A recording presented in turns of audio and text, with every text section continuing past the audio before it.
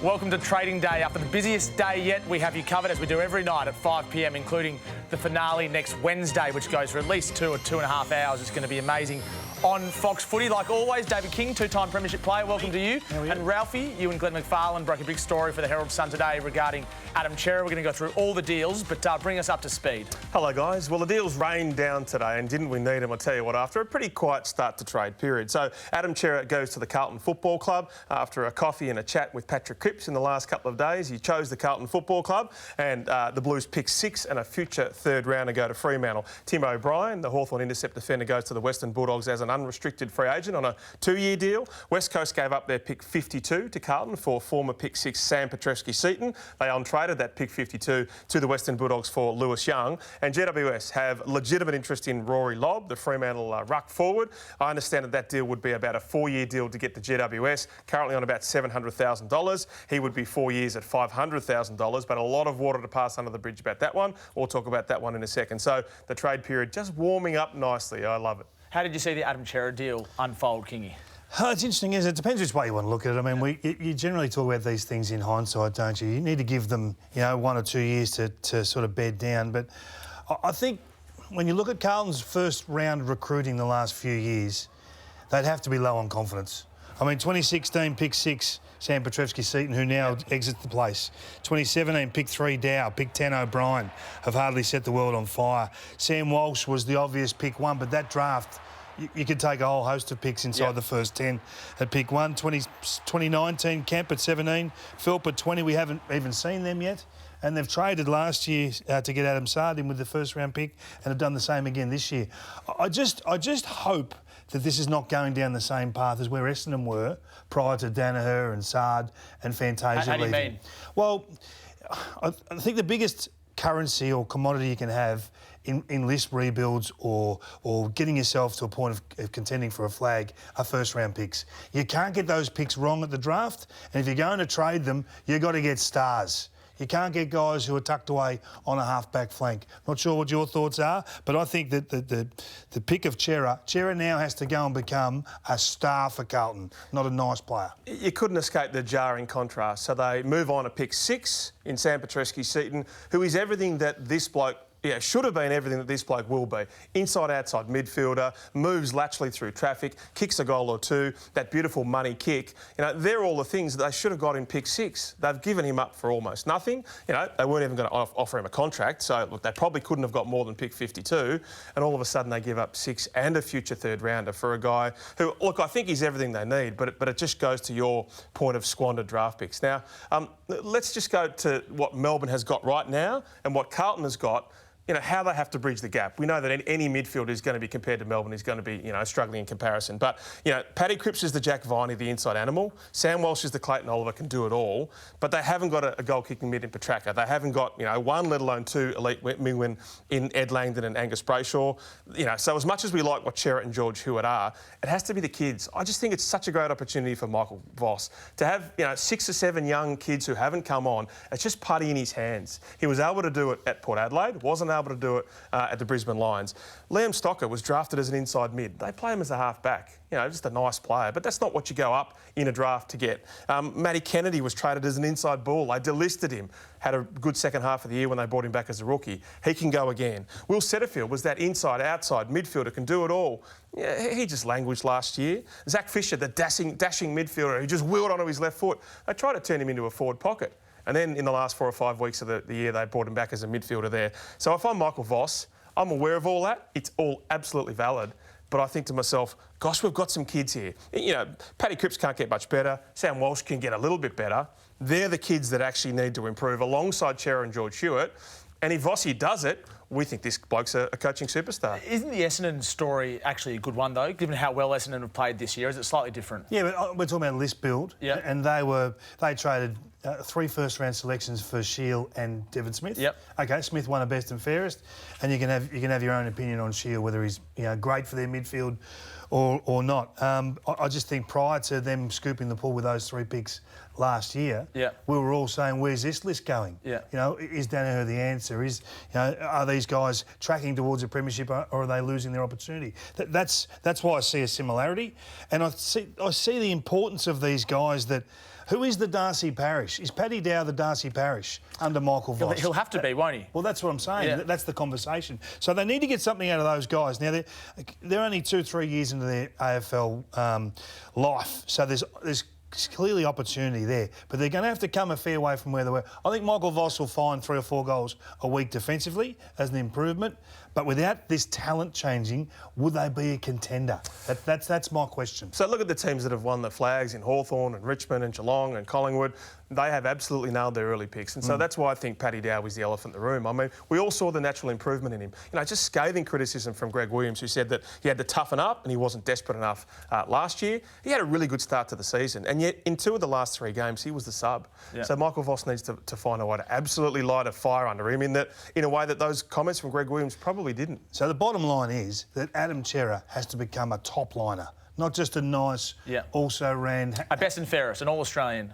Well, a contender to be All-Australian in a couple of years, probably. Yep. He's still young. At some stage. At some stage in the next 2 to 3 years, he has to be an All-Australian. Because that's what you expect from your pick 6, and you absolutely expect from a 21-year-old that you bring in. On his birthday as well, so good news for him. Greg Williams is now at the club, which will be very interesting, those conversations between him and Paddy Dow. What does this mean for Fremantle, Ralphie, and how do they get this deal done? So they're very prepared to go young now in the draft. You know, they realise that that they have picks 6 and 8. Now, in a couple of pick swaps today, they've gone to pick 19 and also pick 22. Now they have Will Brodie, who also is in the absolute right age demographic. And so I think what they've been able to do is get 4 early picks. And now, how do they get Jordan Clark? So they got Jordan Clark. They got picks 19 and 22. They thought that 22 would get the deal done on Jordan Clark. They realised getting 19 in the door meant all of a sudden Geelong would say, OK, we want 19. So, look, both clubs are haggling over that one. You know, I think if they eventually gave up 19 rather than 22, it could well be the same player in the draft. But they'll go back to the draft and they'll get young. And it's probably not great news for the likes of Nathan Fyfe, who I think probably tops out in terms of age at their premiership window. But they're going to bring some young kids together, and What do you mean by that? Do you think Nathan Fyfe finishes before they can win a flag, based on this this trade period? Yeah. I mean, Kingy, you were critical of their development this year. You felt like they were still a couple of years off. But I think what they feel like is that their flag window, and you want to open up a flag window for 4 or 5 years. Nathan Fyfe might at 35 still be a part of that, but the Sarongs and the Youngs and the Ryans, Brayshaw, they're the blokes that they think will, in 4 or 5 years start a premiership window that could extend for a while. Yeah, at some point it's got to stop being the never-ending rebuild. I mean, this was the back end of Ross Lyon. Yeah. So the last 2 drafts under Ross were geared towards rebuilding the midfield and the like. So I think at some point they've got to get this out of the ground. Yeah. And losing Cerra doesn't help that. I think Brodie's a good get. He's 23 years of age. He's a bull inside. He's not a great runner. He's not going to be a goal kicker, but he's a clearance type player. So life after David Mundy, who's 35 years of age. Yeah. So I mean, they've got to look at replacing that type of player. But Cerra's going to be a bit of a loss, and sometimes you don't know what you've lost till it's gone. And sometimes sometimes you get glimpses. And in a late season game 2 years ago, Brodie smacked up Paddy Cripps. He tagged him. He had 12 possessions. He had something like 20 contested possessions himself. That's the glimpse. Yeah. We haven't seen any more than that, but he gets his chance again, and he gets a chance after a really significant contract. Now gets spread over 2 years, and so he gets a chance without the massive pressure of that deal. And the Suns and Brodie were both keen for him to move on last year. They couldn't find a club. They found a club now. He gets a fresh start at the Dockers. Speaking of the Dockers, let's stay with them. Rory Lobb, bring us up to speed here. He's got 2 years left on his contract, but there's some word that he might be on the move, Ralphie. Now, this is absolutely real. So he has some interest from GWS. Fremantle are open to at least exploring what this might look like for a while. Look, he's been trying to find a club for a while. Yes. Or more specifically, his manager, Colin Young, has been trying to find a club for him. Now, we linked him to Gold Coast. Gold Coast was interested and then realised that 700 was too rich. We linked him to Eastern Seaboard clubs. That didn't happen. So what has happened is that he has had a medical. I think GWS has looked at Jeremy Finlayson moving on. We might talk about Toby Green, who's just got an extended suspension today through the AFL's appeals board. So $700,000 a year for the next 2 years. He'd sign a 4-year deal on something like $500,000 or $550,000. It's still really good money. subsidised at all by Fremantle? I don't think it would be subsidised. So, you know, GWS have clearly, you know, been able to clear a lot of cap space over the last 18 months. And so I think what GWS are saying to themselves is that, look, you know, Kelly, Canelio, Whitfield, Haynes, Green, you know, they're very much in the window, or more in the window than they thought they'd be 12 months ago when they lost these players. You know, they just lost a final in which Toby was amazing, but you know, had some key injuries there, including Jesse Hogan. I think they think to themselves, we absolutely need another key target. Is it the right move for GWS, do you think? Is it the right move? If they get Rory Lobb, that is. Yeah, it staggers me how you can have Rory Lobb on 700,000 a year for starters. When he had the one big year where he kicked 29 goals in 24 games. It's hardly pressing for the Coleman. 3 years at Freo, 13 games, 20 goals, 17 games, 10 goals, 15 games, 13 goals. So they're not world-beating numbers. I'm lost on what Rory Lobb actually is. Well, he wants to be a forward. And that's part of the reason. He doesn't want to play ruck. Yeah. Is probably a better way of putting it. Okay. He doesn't want to play ruck, which to me screams alarm bells straight away. You know, absolute competitors go in and play ruck. If you're going to play full forward at AFL level, you have to crash backs. You have to do all those sorts of things. So let's find out if they get what they... I mean, they know what this guy is. They've had him for 5 years prior to the 3 years at Fremantle's, but... yeah, I'm just not sure. And Fremantle keeps saying, we want to keep this bloke. We've got Matt Taberner, we've got Treacy there. So Matty Taberner hasn't played more than 16 games in any of the past 5 seasons, and then 3 of those years they were single figures. And so there is no doubt it would put more pressure on Justin Longmuir there if all of a sudden Taberner gets injured and he's not there. But as we've just said, clearly if they feel that their premiership window is a couple of years down the track, you get a significant pick for him. So right now, you know, they have got, I think it's 3 and 13 GWS and 53, so they wouldn't have a mid-tier pick to give to him, but potentially a third club might be involved. Yeah, third club potentially involved, or a future pick, but I think that's still very early, but it's absolutely on the radar for sure. I can't see how Rory Lobb can leave the Fremantle Dockers and the Dockers can think they're going to be better next year if Lobb goes and Chera goes, which is what you're saying. If they're not in the window in the next 2 years, it changes the whole list composition. And I don't know if it's out of necessity. Why does that worry you? Well, it doesn't worry. I'm not a Dockers supporter. No, but why would it worry them? If they know they're building to a point in 2 to 3 seasons, and sometimes you can't correct all areas of your program in 1 or 2 drafts. Don't you want Nat Fyfe to be towards, like, near his best when you're playing for a flag? Not 35, as Ralphie said. Don't you just pick a block? Say 2023 or 2024 and say, that's where we're aiming for. And if Nathan Fyfe's still playing great footy, fantastic. If do you reckon they plan for David Mundy to still be playing at 35 3 years ago? So things happen. You know, facts change along the way. But I think you've got to have your target zone where you can actually contend to win a flag. If I'm Justin Longmuir, I'm on board with that. I'm on board with that methodical build. I'm just putting my hand up for that little 2-year contract extension over the summer, which I think will be forthcoming, though, just to make sure we're all locked in with this. I don't want to be the fall guy if, you know, the proverbial hits the fan next year. Now, if the Giants get Rory Lobb, he's going to be playing the first 5 rounds without Toby Green, who copped a 6-week suspension today from the AFL's appeals board. Initially, it was 3. It was doubled. That's what the AFL wanted. That's what Gil McLachlan wanted. You wanted 6, Kingy, so are you happy the way this played out? Yeah, 100%. We've ended up at the right spot. How we got there was comical, really. Everything needs to change here. The MRO, the whole system needs to be looked at. The table, the appeals board, the tribunal members, every component of this from start to finish needs to be number 1 on Brad Scott's review list, and I'm sure it is. They just need this guy, Toby Green, to go 12 months without being a headline. Just play football for 12 months, focus on what the team needs, because they are in contention to win the flag this year. So they just need Toby, when he gets back, to be the dominant force he has been the last couple of years. So he can't be the captain solely, potentially could be the co-captain. He can still be why can't he be the captain? Well, because he's sitting on the sidelines and he's just shown to the world that he can't, you know, keep his hands and his shoulders where they shouldn't be. For me, I just think you make, whether it's co-captains, I know Stephen Canelio doesn't want to be co-captain. It doesn't matter. It doesn't matter what he wants. Whoever is best served. So whether it's all 3 of them as co-captains, but you can't make Toby your sole captain. Having said, we've seen what he's just done. He's seen he's potentially cost us a final. Here you are. Here's the captaincy. Who do they look at? When they're looking for influence, who do they all look at? Who do they all wait for? Who do they all say, he's our man? It's Toby Green. Yeah, well, they did it to Dustin Martin, and Trent Cotchin was still the inspirational off-field captain and the bloke who, you know, was the more cohesive force. So Toby Green's a bit different to Dustin Martin because Toby Green's captained a lot at the Giants as opposed to Martin at Richmond, who's captained a bit, and Green's dominated those games and they performed better. So Sydney's had, you know, co-captains, as many as 3 co-captains. Why don't you just make... They've had 4 or 5 guys that have been capable to be sole captains. clearly the Giants are having this discussion because the one they made captain was an error.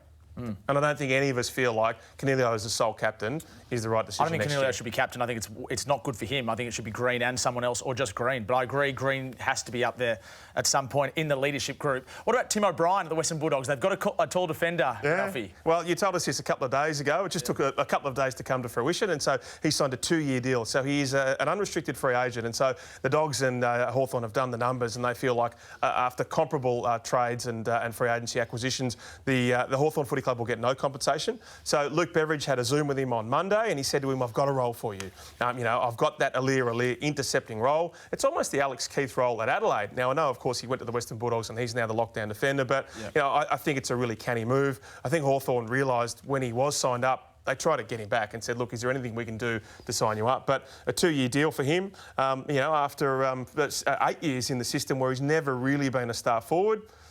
Easy to play down back, and I think it's a great role for him. Yeah, I think it's a great selection, to be honest. I think that when a club says to you, there's a role here for you, you come and play this role, it's an easy sell as a player to accept that position. I think it's a smart move, cost them very little. The ruck merry-go-round continues. Ralphie and Kingy, Jonathan Segler, Peter Laddams, Darcy Fort, Mason Cox, Max Lynch, Tristan Cherry have all found new homes or are looking for new homes. What do you make of the way these rucks are filtering around the league almost on a yearly basis now, unable to find a new home or looking for a new home? Very different to other players, aren't they? Well, if you just have a look at history, and I think this is one of the easiest spends to do through a trade period, is to acquire a ruckman for not much in terms of what you give up. So last year, or this season just gone, we had Max Gawn and Luke Jackson, the ruck pairing for the Ds. Outside of that, for the last 15 years, the ruck combination that's won the flag has involved a traded player. So we've had Toby Nankervis 3 of the last 4 years, pick 46. Nathan Vardy, West Coast, was pick 72 in a trade. Then you got Tom Boyd, who cost a fair bit, McAvoy, Hale, you go down all the way back to Brad Ottens, Darren Jolly, Lee Brown. So I think it's wise to get involved here. You know, if you're spending pick 50, pick 60, it can have such a big impact. I think it's the one area on the ground where if you're short, you get exposed in big games. I can't believe the Dogs aren't active in this area at the moment because we've talked about Geelong for 10 years being short in the ruck at a crunch moment of a prelim. The way they were basically dusted aside for the last 40 minutes of that grand final, the Dogs need to get involved. Surely Luke Beveridge knows this. I mean, he spoke about it after several games this year, how frustrated he was at the ruck situation. That's right. Look, Jordan Sweet has re-signed for 2 more years, as I told you last night, and yet they don't really play him. Now, I would have thought that John Segler would be someone who's absolutely perfect as a stopgap, but you think he's more likely to go to Geelong and not really interested in going to the Western his preference is to play at Geelong, in which case the Dogs are back to square one. Who can they pick up? Maybe they think there's no one worthwhile picking up and they're going to back in Tim English again. You know, they're going to back in Jordan Sweet and Stephen Martin's going to re-sign and maybe play half the season. But it seems to me like it's an area that Luke Beveridge has spoken about and you're speaking about, but they don't necessarily want to fill, at least not at the moment. So who rucks for them? First centre bounce of a preliminary final 2022, who's taking it? Well, they would hope that by that stage that it's Tim English. So Tim English has had chats with his manager, Andrew McDougall. Now, he was probably lighter and more agile because they wanted to play him as a forward. And I think the commitment's been made. Bulk up.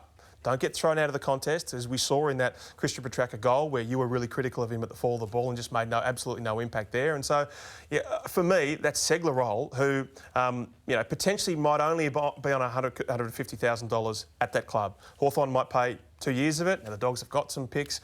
I just think they'd be negligent if they didn't go for him. Now, just quickly on Peter Laddams. So, right now, Port Adelaide is saying that his preferred home is the Sydney Football Club. Now, his management's saying, well, that's not necessarily the case. You know, you're getting the cart ahead of the horse. But I think it's very likely that he will get to Sydney. Hawthorn is out of the race for Peter Laddams. So Sydney would have to give up a reasonable pick. Port Adelaide maybe would give a pick back. What do you think of that Sydney ruck situation? Because they'd certainly have a lot of ruckmen there and maybe, too many ruckmen's never enough. I love it. The Swans have always had 4 or 5 ruckmen on their list. They've had a lot of problems with injuries over the last few years, but their ruckman in particular. He could play 60% forward, 40% ruck, 70-30. I think he's a talent, there's no doubt about that. And that extra tall position forward of centre for Sydney has hardly been rock solid in terms of the fill. We've seen Sam Reid come in and out of that team.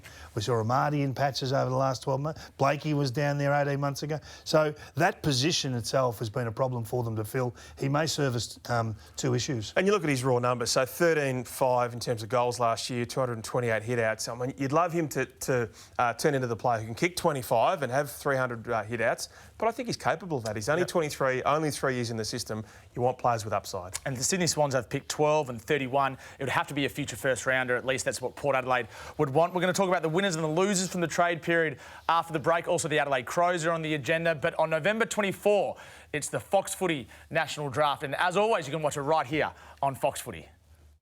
We talk about the players, but we should mention the families who ride every bump of the roller coaster that is a young man's football journey.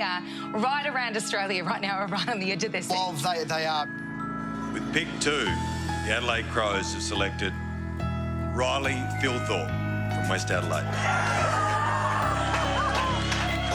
You got mauled on the couch there a moment ago. The family went crazy. With pick 17, Oliver Henry from the Geelong Falcons. With pick 9, the Essendon Football Club have selected Archie Perkins from the Sandringham Dragons. A wonderful smile there and a tear in the eye. Western Bulldogs have matched the Adelaide Crows' bid for Jamara Ugelhagen from the Oakley Chargers. What a moment, what a special, beautiful moment. Oh, it is. Look, those pictures are just absolutely brilliant, aren't they? The emotion, it gets to work very shortly, but what a moment for the family.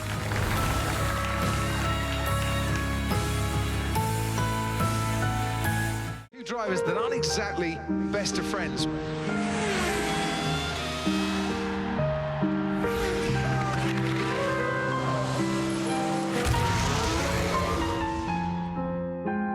It's wheel to wheel. Hamilton and Verstappen, and Hamilton have crashed out. That's where you get when you don't leave the space.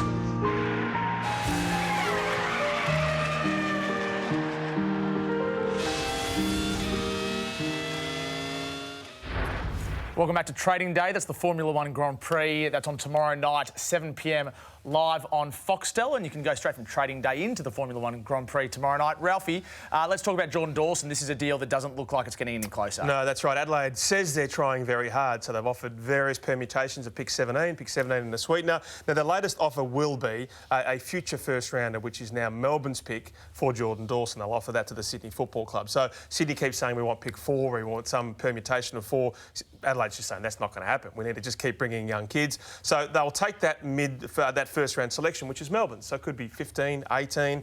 And if that doesn't happen, I think Adelaide feels like Sydney won't accept anything less. We're off to the pre-season. They don't want to do it, but they did it with Jackson Hately when GWS, thought that they would bend or buckle. There's a lot of talk about brinkmanship, but Adelaide and Justin Reid have a proven track record. We just did it last year. What do you think, guys? So, look, I think Sydney would be prudent to accept that Melbourne future pick. It's not officially on the table. It will be. What do you think about just dragging players through to the pre-season draft? Yeah, well, that's one of the advantages of finishing down the bottom of the table. You do hold that strength in a pre-season selection. I'm not against it. It's an ugly way to finish the negotiations, but it's ultimately the power to the Adelaide Crows. I wonder, Ralphie, if we can look at the pre-season picks, and particularly pick 1 in a pre-season. Why isn't that a tradable commodity for all clubs? So it's the Kangaroos this year with pick 1. Mm-hmm. Why couldn't they auction that back to Sydney and get a pick? It might be a 3rd round pick or something. Then Sydney can say, well, if you don't take him, we're actually taking him back. Or Port Adelaide could jump in. So why isn't that a tradable, usable tool? Yeah, so you use the leverage for Callum Coleman-Jones. You say, Richmond, take pick 38, and then once you've used that one, all of a sudden you trade it off to someone else. I think it's ridiculous that players don't want to go through the pre-season draft. They keep saying, I want to be helpful to my former club. All of a sudden you've got to give up a good pick for them. They should be wanting to win a premiership. And getting through to the pre-season draft might preserve a pick 6 or 10 or 8. I know we're old-fashioned and there's loyalty, but I think in a brutal, hard environment, stuff you, my old club, I'm winning a flag. I'm winning a flag, and getting through to the pre-season draft's going to help. Jordan Dawson told Adelaide and Port Adelaide that he wants to do what's best by Sydney, but surely he's thinking, no, I want to do what's best by myself and the club I'm going to. You two have been in the media too long already.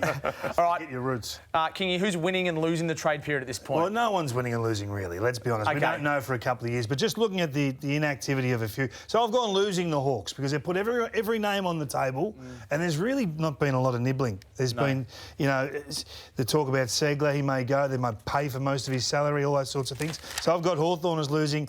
I think Gold Coast are the big winners, and I'll tell you why they're the big winners. It's not because they got picked 3 this year, and 3 only. Next year they'll have a whole suite of picks. And that may be for Stuart Dew, or it may be for Alistair Clarkson. Hey, look, this is what we've got coming in. So my winner right now is North Melbourne. I'm in love with Jason Horne-Francis, and I think they will get Callum Coleman-Jones. Is exactly what they need as the heir apparent there to Toll Goldstein.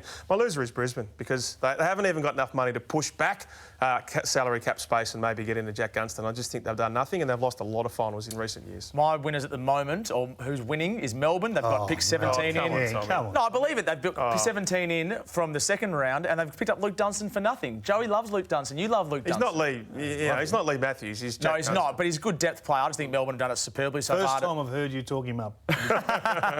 And my losers, the team that's losing at the moment, the Swans, because they need to get that deal for Dawson done pretty soon. If they don't, then he could walk to the pre-season draft. Never been positive. If you disagree, I'll talk to you about it tomorrow night or another time. That's all we've got time for on Fox Footy. We'll see you tomorrow night, same place, same time.